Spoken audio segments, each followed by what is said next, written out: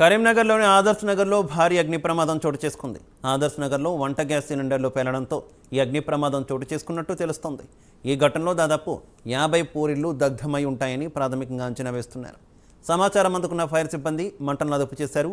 భారీ ఎత్తున శబ్దం రావడంతో ఏదో విస్ఫోటనం జరిగి ఉంటుందని స్థానికులు ఒక్కసారిగా భయాందోళనకు గురయ్యారు.